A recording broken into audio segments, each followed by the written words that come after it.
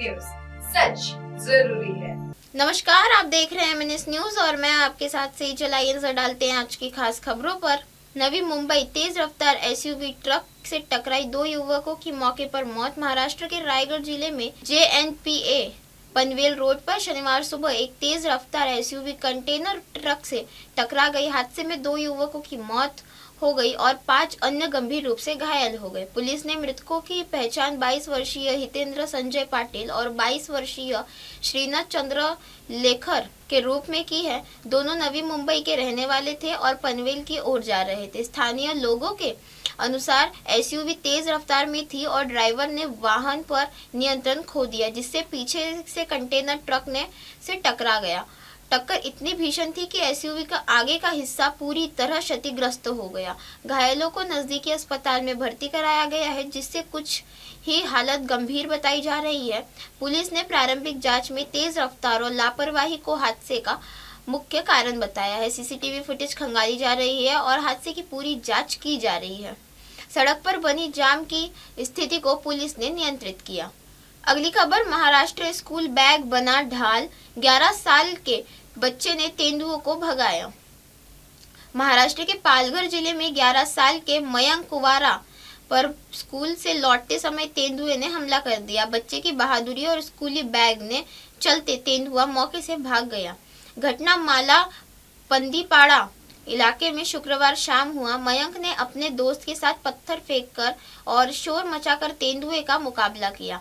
इससे आसपास के लोग अलर्ट हो गए और तेंदुआ जंगल में लौट गया। मयंक के हाथ में पंजे से चोट लगी और उसे विक्रमगढ़ रूरल हॉस्पिटल में टाके लगाए गए। फॉरेस्ट डिपार्टमेंट ने इस घटना को गंभीरता से लेते हुए उच्च खतरे वाले क्षेत्रों में स्कूलों को शाम 4 बजे तक बंद रखने की सलाह दी है। तेंदुए की गतिविधियों पर निगरानी के लिए AI कैमरे लगाए जा रहे हैं और गांव में पब्लिक अलर्ट सिस्टम चालू किया गया है। यूपी बरेली में मौलाना तौकीर के करीबी मार्केट पर बुलडोजर कार्रवाई, धारा 144 लागू।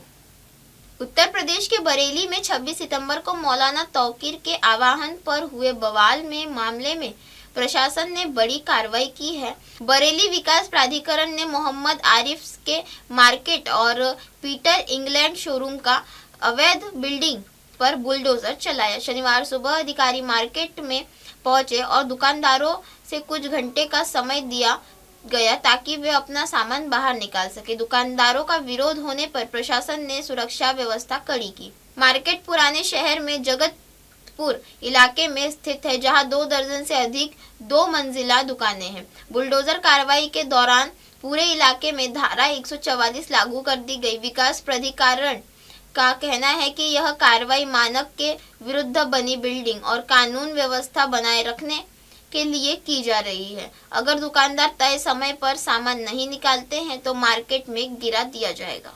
अगली खबर, पटना मंत्रालय संभालने के उपेंद्र कुशवाहा के बेटे दीपक प्रकाश का पत्रकारों से विवाद, वीडियो वायरल। बिहार के नए पंचायती राज मंत्री दीपक प्रकाश मंत्रालय संभालने की सुर्खियों में आ गए। पदभार ग्रहण करने के तुरंत बाद उनका पत्रकारों से विवाद हो गया। सामने आए वीडियो में दीपक प्रकाश पत्रकारों से कहते दिखे, आप लोग मेरा समय बर्बाद कर रहे हैं। दीपक प्रकाश राजनीति में नए हैं, हालांकि वह पूर्व केंद्रीय मंत्री और RLM प्रमुख उपेंद्र कुशवाहा के बेटे हैं। वे न तो विधायक है और न ही MLC, इसीलिए अगले 6 महीने में उन्हें विधानमंडल का सदस्य बनना होगा। विदेश से पढ़ाई कर चुके दीपक ने 2011 में इंजीनियरिंग की पढ़ाई पूरी की। मंत्री पद की शपथ लेते समय उन्होंने प्रधानमंत्री नरेंद्र मोदी और मुख्यमंत्री नीतीश कुमार के नेतृत्व में काम करने का आभार जताया था। इस नियुक्ति से उपेंद्र कुशवाहा का राजनीति पक्ष और मजबूत हुआ है। पहले उनकी पत्नी विधायक बनी थी और अब बेटे को मंत्री पद सौंपा गया है। समय बर्बाद करके आपका समय पूरे समय रहेगा। मेरा पूरा डिपार्टमेंट का समय दे दीजिए, बढ़िया से कर लेंगे। बोलो ना प्रेजेंटेशन के बाद। कानपुर जान बचाने गए सिपाही पर भीड़ का हमला, सीसीटीवी में कैद हुई घटना, 6 आरोपी गिरफ्तार। कानपुर के हनुमंत विहार क्षेत्र में शुक्रवार शाम एक चौंकाने वाली घटना सामने आई, जहां ड्यूटी पर तैनात ट्रैफिक सिपाही सूरज कुमार पर भीड़ ने हमला कर दिया। सिपाही सड़क पर बेहोश पड़े एक नशे में धुत युवक की जान बचाने पहुंचे थे, लेकिन तभी अफवाह फैल गई कि पुलिस वाला युवक को पीट रहा है। अफवाह सुनकर भीड़ जमा हो गई और लोगों ने सिपाही को घेर कर लात घूंसों से, थप्पड़ों से पीटना शुरू कर दिया। हैरानी की बात यह है कि बेहोश पड़ा युवक भी उठकर सिपाही पर टूट पड़ा। घटना का वीडियो सीसीटीवी में कैमरे में कैद हो गया। सूचना पर पुलिस मौके पर पहुंची और संतोष शुक्ला, स्वाति शुक्ला, अन्नपूर्णा पांडे, दीप्ति पांडे, अशोक कुमार गुप्ता और नशेड़ी युवक सहित 6 लोगों को गिरफ्तार कर लिया। सभी के खिलाफ बीएनएस की धाराओं में मुकदमा दर्ज किया गया है। थाना प्रभारी राजीव सिंह ने कहा कि अफवाह पर कानून हाथ में लेने वालों के खिलाफ कड़ी कार्रवाई होगी। पुलिस अब अफवाह फैलाने वालों की तलाश कर रही है। आज दोपहर लगभग 11 बजे के आसपास दासू कुआं चौराहे पे ड्यूटी में तैनात ट्रैफिक सिपाही वहां पे ड्यूटी कर रहा था। इसी बीच एक नशेड़ी व्यक्ति गिर गया। उसके उठाने के क्रम में 5-6 लोगों द्वारा उससे मारपीट की गई, जिसमें उस सिपाही के तहरीर के आधार पर अभियोग पंजीकृत किया गया है। वहां आसपास लगे सीसीटीवी कैमरे और लोगों के द्वारा बनाए गए वीडियो फुटेज के आधार पर जांच की जा रही है। आगे जो भी तथ्य निकल के आएंगे उसके आधार पर विधिक कार्रवाई की जाएगी। अगली खबर, नागपुर, दोस्त ने दोस्त की हत्या कर शव जलाया, अजनी में दिल दहला देने वाली वारदात। नागपुर के अजनी थाना क्षेत्र में एक मजदूर ने अपने ही साथी की हत्या कर शव जलाने की कोशिश की। सेंट्रल रेलवे कॉलोनी जयवंत नगर में हुई इस वारदात में मृतक की पहचान घनसिंह दमर सिंह उइके के रूप में हुई है, जबकि आरोपी गणेश धुर्वे फरार है। दोनों मजदूर पिछले 10-15 दिनों से एक निर्माणाधीन इमारत पर साथ काम कर रहे थे और वही रह रहे थे। घटना 19 नवंबर की शाम की है। अगले दिन मिस्त्री ने कमरे में घनसिंह का जला हुआ शव देखा और पुलिस को सूचना दी। पोस्टमार्टम रिपोर्ट में खुलासा हुआ कि मृत्यु जलने से नहीं बल्कि गला दबाने से हुई थी। सीसीटीवी फुटेज में आरोपी रात में भागते हुए दिखा। पुलिस का कहना है कि हत्या के बाद आरोपी ने सबूत मिटाने के लिए शव में आग लगा दी। हत्या का मामला दर्ज कर पुलिस आरोपी की तलाश में जुटी है। पंजाब 26 नवंबर को बड़े पैमाने पर आंदोलन, किसान, इंजीनियर, छात्र और पेंशनधारी सड़कों पर उतरेंगे।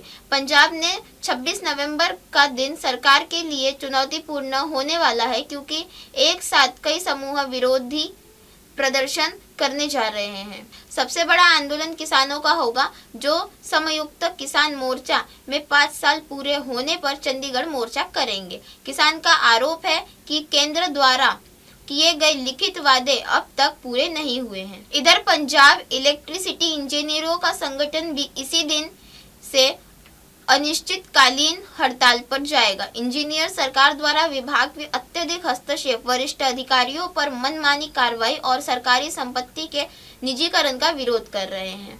पंजाब यूनिवर्सिटी के छात्रों ने भी 26 नवंबर को पीयू बंद का आह्वान दिया है। 50 से अधिक संगठनों के समर्थन में होने वाला यह विरोध सीनेट चुनाव कार्यक्रम घोषित न होने के खिलाफ है। छात्रों के चेतावनी दी है कि विश्वविद्यालय में सभी द्वार बंद रहेंगे और प्रशासनिक कार्य ठग रहेंगे। वही पुरानी पेंशन योजना बहाली की मांग कर रहे कर्मचारी संघ 25 नवंबर से ही राष्ट्रव्यापी विरोध शुरू कर चुके हैं। उनका आरोप है कि पंजाब सरकार ने ओपीएस नोटिफाई करने के बावजूद लागू नहीं किया। अलग अलग क्षेत्रों में इन प्रदर्शनों के चलते 26 नवंबर को आम जनता को भारी परेशानी का सामना करना पड़ सकता है। कांग्रेस हर दिन हो रही कमजोर, कार्यकर्ता बीजेपी में शामिल हो रहे चंद्रशेखर बावनकुले का बड़ा बयान। नागपुर में भाजपा नेता और मंत्री चंद्रशेखर बावनकुले ने कांग्रेस पर तीखा हमला करते हुए कहा कि पार्टी में नेताओं के बीच बिल्कुल तालमेल नहीं बचा है। इसी वजह से कांग्रेस रोज कमजोर हो रही है और बड़ी संख्या में उनके कार्यकर्ता बीजेपी का दामन थाम रहे हैं। उन्होंने कहा कि कांग्रेस नेता यशोमती ठाकुर की हालिया टिप्पणियां भी इसी बेचैनी का नतीजा है और उनके बयान को गंभीरता से लेने की जरूरत नहीं है।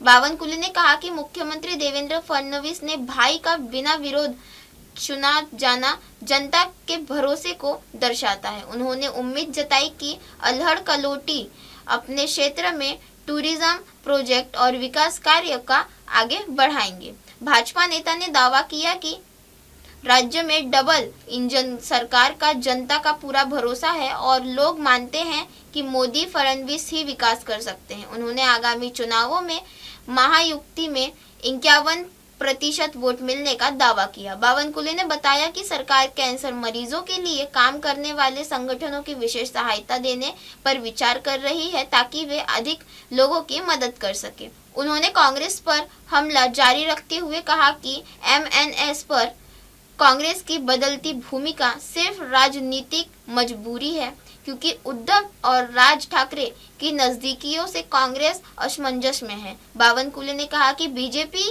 के सभी स्टार प्रचारक नगर निगम चुनावों के जोरदार प्रचार करने उतरेंगे। अगली खबर, G20 समिट में पीएम मोदी का संबोधन, वैश्विक चुनौतियों पर रखा भारत का दृष्टिकोण। दक्षिण अफ्रीका के जोहान्सबर्ग में आयोजित G20 शिखर सम्मेलन में प्रधानमंत्री नरेंद्र मोदी ने शनिवार को वैश्विक मुद्दों पर भारत की प्राथमिकताएं दुनिया के सामने रखी। पीएम मोदी शुक्रवार को सम्मेलन में शामिल होने पहुंचे थे, जो पहली बार अफ्रीकी महाद्वीप पर आयोजित हो रहा है। उन्होंने समावेशी विकास, जलवायु लचीलापन, आर्टिफिशियल इंटेलिजेंस, सतत विकास और वैश्विक शासन सुधार जैसे प्रमुख विषयों पर भारत का दृष्टिकोण पेश किया। समिट के दौरान प्रधानमंत्री मोदी की मुलाकात इटली की प्रधानमंत्री जॉर्जिया मेलोनी से भी हुई, जहां दोनों नेताओं ने आपसी सहयोग और वैश्विक विषयों पर चर्चा की। उनका संवाद चल रही बहुपक्षीय बैठकों का महत्वपूर्ण हिस्सा रहा। G20 समूहों में अर्जेंटीना, ऑस्ट्रेलिया, ब्राजील, कनाडा, चीन, France, Germany, Bharat, Indonesia, Italy, Japan, दक्षिण कोरिया, मैक्सिको, रूस, तुर्की, सऊदी अरब, दक्षिण अफ्रीका, ब्रिटेन और अमेरिका शामिल है। इसके अलावा यूरोपीय संघ और अफ्रीकी संघ भी इस समूह का हिस्सा है। सम्मेलन को ग्लोबल साउथ की आवाज को मजबूत करने और अंतर्राष्ट्रीय नीतिगत सहयोग बढ़ाने के अवसर में रूप में देखा जा रहा है। अगली खबर, इंदौर जूनियर्स को शराब सिगरेट पिलाने वाले 4 MBBS छात्र निलंबित, रैगिंग की शिकायत पर हुई कार्रवाई। इंदौर के Mahatma Gandhi memorial medical college में रैगिंग का गंभीर मामला सामने आने के बाद 4 सेकेंड ईयर MBBS छात्रों को 1 महीने के लिए निलंबित कर दिया गया। मामला अब उजागर हुआ जब फर्स्ट ईयर छात्रों ने UGC एंटी रैगिंग हेल्पलाइन पर शिकायत दर्ज कराई। शिकायत में आरोप लगाया गया कि 2024 बैच में सेकेंड ईयर छात्रों ने जूनियर्स को एक निजी फ्लैट में बुलाकर मारपीट की, अपमानित किया और जबरन सिगरेट तथा शराब पिलाई।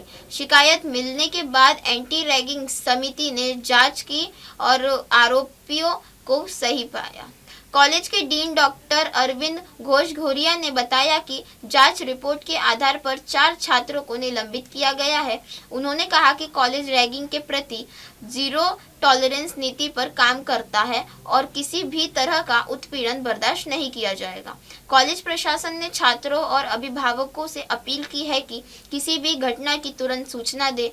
साथ ही परिसर में निगरानी बढ़ाने और नियमित चेकिंग करने का फैसला भी लिया गया है ताकि छात्रों की सुरक्षा सुनिश्चित की जा सके। इसी के साथ बने रहे देश और दुनिया की तमाम खबरों के साथ और देखते रहे MNS न्यूज।